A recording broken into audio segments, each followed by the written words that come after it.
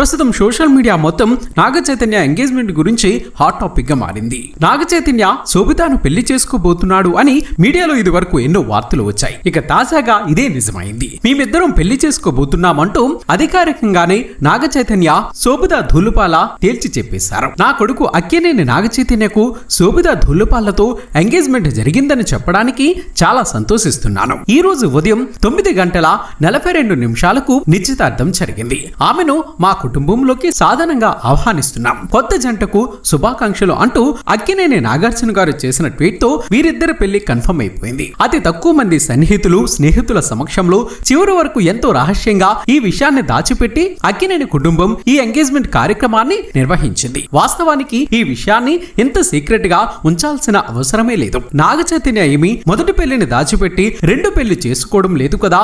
సమంతతో ప్రేమ వ్యవహారం, ఆ తర్వాత పెళ్లి జరిగిన తీరు, ఆ తర్వాత విడాకులు, ఇవన్నీ కూడా పబ్లిక్ కు అందరికీ తెలిసిన నిజాలే. ఇప్పుడు సమంత గాని నాగ చైతన్య గాని రెండవ పెళ్లి చేసుకున్నా ఇదేంటని నిలదీసే హక్కు ఎవ్వరికీ లేదు. అయినా సరే ఎందుకు అక్కినేని కుటుంబం ఇంత సీక్రెట్ గా ఈ కార్యక్రమాల్ని జరిపిస్తుంది అన్న అనుమానాలు అయితే అందరికీ కలగడం సహజమే. అయితే చాలా మంది అభిప్రాయం ఏంటి అంటే సోషల్ మీడియా యూట్యూబ్ ఛానల్స్ తో పాటుగా న్యూస్ ఛానల్స్ కూడా ప్రతి చిన్న విషయాన్ని పెద్దదిగా చేసి చూపించడం, లేనిపోని కాంట్రవర్సీలను క్రియేట్ చేయడం వంటివి చేస్తూ ఉన్నాయి. ఈ ఎంగేజ్మెంట్ గురించి మీడియాకు సమాచారం అందిస్తే సోషల్ మీడియా ఛానల్స్ అన్ని కూడా ఆ వేదిక వద్దకు వచ్చేస్తాయి. ప్రశాంతంగా బంధుమిత్రుల సమక్షంలో కోలాహలంగా జరగాల్సిన వేడుక కాస్త మీడియా పేరుతో వచ్చిన వాళ్లతోనే నిండిపోతుంది. ఓ కుటుంబ కార్యక్రమంలా ఉండాల్సిన ఫంక్షన్ కాస్త ఓ సినీ ఫంక్షన్ గా మారిపోతుంది. పనిలో పనిగా కొంతమంది అత్యుత్సాహ యాంకర్లు సమంత గురించో మొదటి పెళ్లి గురించో ప్రస్తావించినా ఆశ్చర్యపోనక్కర్లేదు. మీ రెండవ పెళ్లికి మాజీ భార్య సమంతకు శుభలేఖ పంపిస్తారా? సమంతతో విడాకులు కాకముందే ఇలాంటి పిచ్చి పిచ్చి ప్రశ్నలతో రెచ్చిపోయే ప్రమాదం ఉంది కాబట్టి చాలా సీక్రెట్ గా అతి తక్కువ మంది బంధుమిత్రుల సమక్షంలోనే ఈ కార్యక్రమం జరిగింది. ఓ రకంగా చూస్తే ఇదే కరెక్ట్ అన్నది చాలా మంది అభిప్రాయం కూడా. ఇదిలా ఉంటే అసలు ఎవరి శోభిత ధూళిపాల అని సోషల్ మీడియాలో విపరీతంగా నెటిజన్స్ ఆసక్తిని చూపిస్తున్నారు. శోభిత ధూళిపాల అచ్చ తెలుగు అమ్మాయి. సంప్రదాయ తెలుగు కుటుంబంలో ఆమె పుట్టి పెరిగింది. ఆంధ్రప్రదేశ్ రాష్ట్రంలోని గుంటూరు జిల్లాలోని తెనాలిలో 1992వ సంవత్సరం మే నెల 31వ తారీఖున ఆమె జన్మించింది. అంటే సరిగ్గా ఆమెకిప్పుడు 32 ఏళ్ల వయసు అన్నమాట. ఆమె తండ్రి పేరు వేణుగోపాలరావు, తల్లి పేరు శాంతా కామాక్షి. సంప్రదాయ బ్రాహ్మణ కుటుంబంలో పద్ధతులు ఆచారాలు ఎలా ఉంటాయన్నది ప్రత్యేకంగా చెప్పనక్కర్లేదు. అలాంటి కుటుంబంలోనే శోభిత చిన్నప్పటి నుంచి పుట్టి పెరిగింది. తల్లిదండ్రుల ప్రోద్బలంతోనే కూచిపూడి, భరతనాట్యం కూడా ఆమె నేర్చుకుంది. తండ్రి వేణుగోపాలరావు గారు ఇండియన్ నేవీలో ఇంజనీర్ గా పనిచేస్తున్నారు. తల్లి శాంతా కామాక్షి గారు స్కూల్ టీచర్. గుంటూరులోనే పుట్టు పెరిగిన తండ్రి ఉద్యోగరీత్యా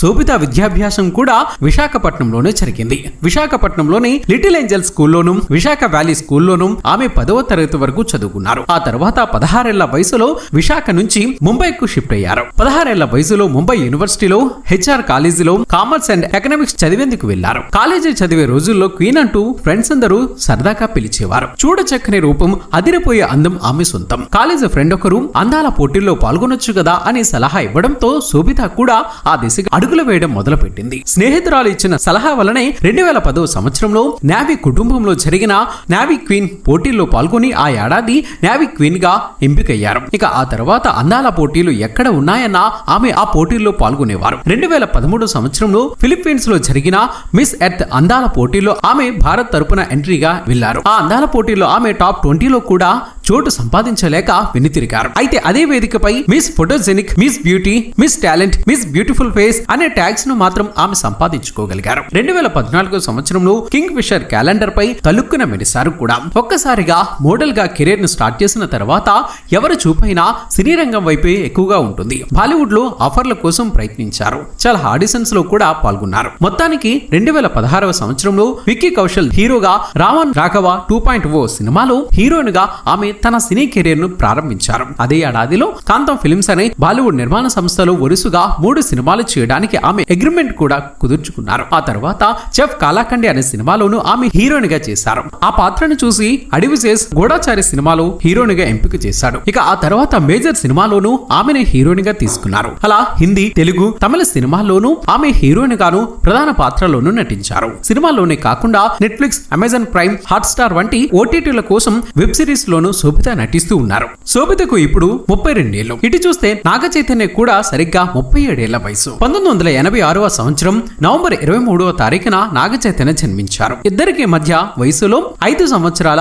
6 నెలల తేడా ఉందన్నమాట. ఇక వీరు తొలిసారిగా 2020వ సంవత్సరంలో అమెరికన్ హీరోగా నటించిన లాల్ సింగ్ చద్దా ఆ సినిమాలో నాగ చైతన్య కూడా ప్రధాన పాత్రలో నటించారు. ఆ సినిమా పనుల కోసమే ముంబై అప్పుడప్పుడు నాగ చైతన్య వెళ్లాల్సి వచ్చేది. 2021వ సంవత్సరం అక్టోబర్ 2వ తారీఖున సమంతతో నాగ చైతన్య విడాకులు తీసుకున్నాక బాధలో ఉన్న చైతును శోభిత ముంబైలోని ఓ కార్యక్రమంలో కలిసింది. అప్పుడు మొదలైన వీరి స్నేహం క్రమక్రమంగా ప్రేమగా మారింది.